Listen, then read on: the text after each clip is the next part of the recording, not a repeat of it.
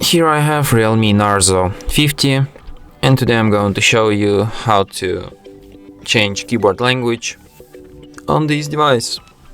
So firstly, let's open settings, then go to the additional settings, keyboard and input methods, Gboard, languages, add keyboard.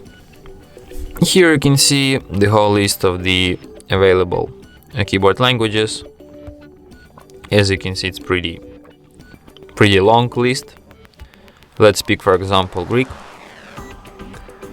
And now let's try to write something down in Greek language.